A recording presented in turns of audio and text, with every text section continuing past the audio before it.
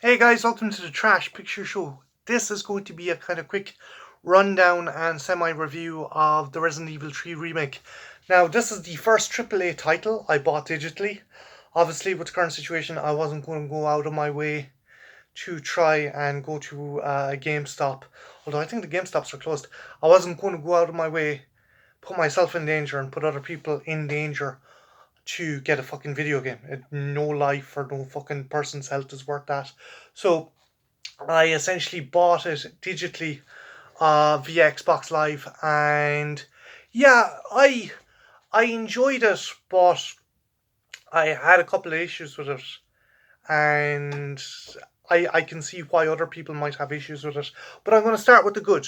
Basically, it like the Resi 2 remake, it is a retelling of the original Capcom classic, and like the remake of Resident Evil 2, the characters are more fleshed out, the story is more fleshed out, there's a more realistic approach taken to the kind of scenario, and essentially, the Resi 2 remake made zombies scary again. And this is kind of the case in Resident Evil 2, where the enemies aren't like going to go down with one or two hits. You have to be tactical. You have to kind of aim for the weak points, like aim for the head, or if you want to bring them down, like to slow them down, aim for the kneecaps and the joints and stuff. This game is definitely more action orientated than the prior Resident Evil remake. There's a lot more focus on weapons and using particular types of weaponry to deal with particular creatures.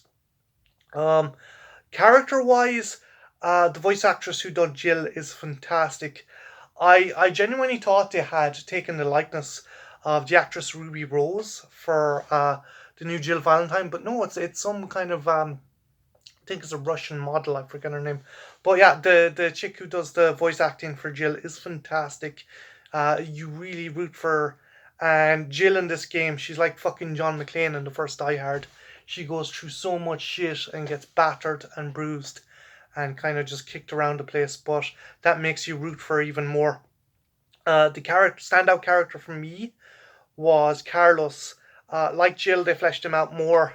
In the original game, he was kind of just this cheesy Lothario kind of mercenary, but in this one, he is roguish, and he does have a soft spot for Jill, but you also see there's goodness behind the guy, and he genuinely believes in doing the right thing, and he genuinely cares for Jill.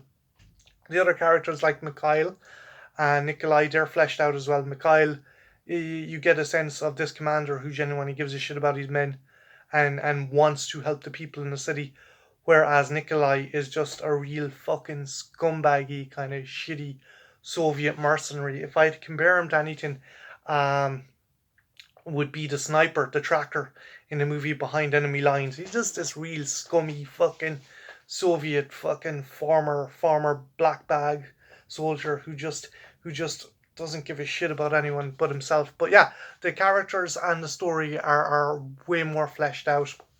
Uh, Again, as I said before, this is more of a combat driven game. There isn't an emphasis on puzzles. There's actually very few puzzles in this, which I was kind of glad about. I was so glad they didn't bring back the water testing puzzle from the first one, because that fucking puzzle wrecked my head. But if you are a fan of the whole puzzle element of the Resident Evil games, you might be disappointed with this one.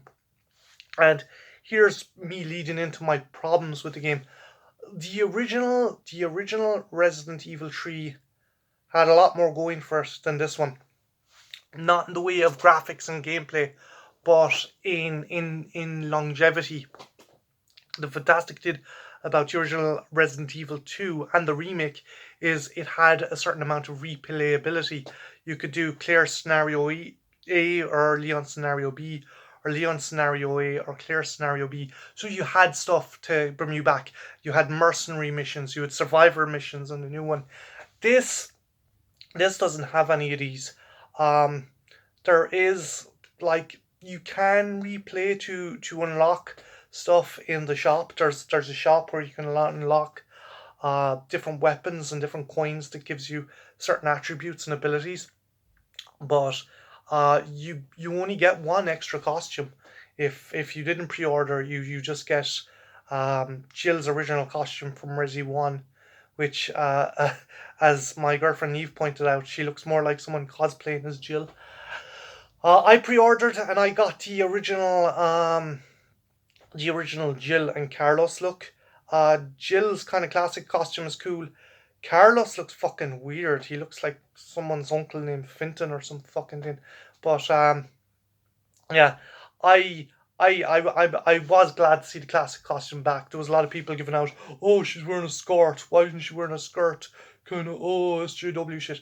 Fuck's sake, what kind of sad are you that you're pissed off that Jill is wearing a more tactically uh, streamlined uniform than what was in the original game.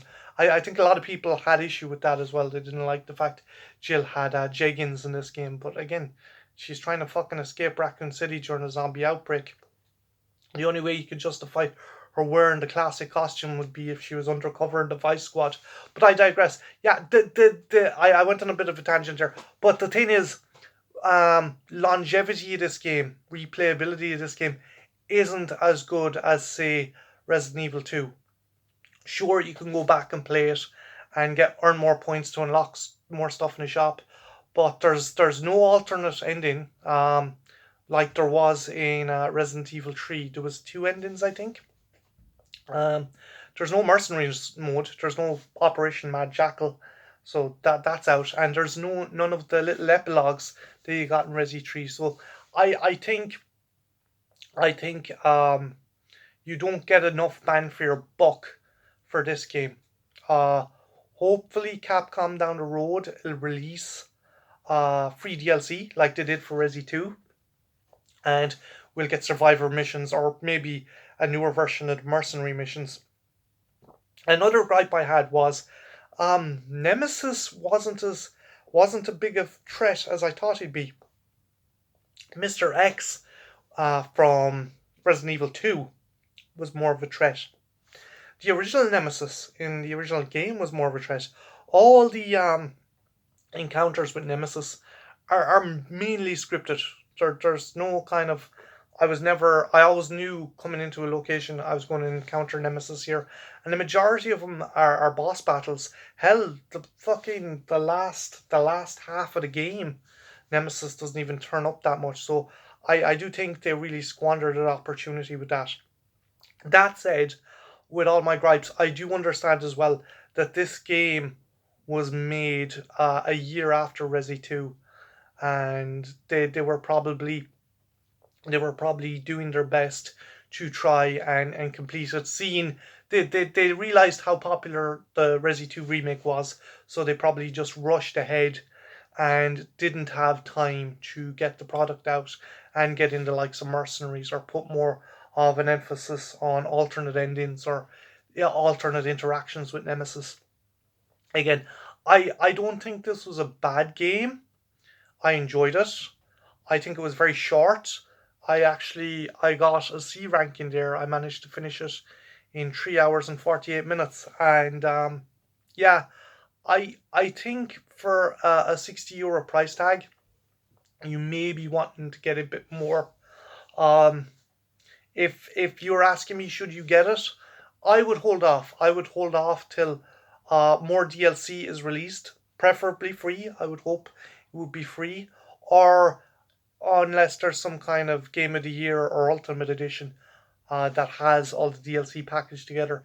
I would refrain from getting this game.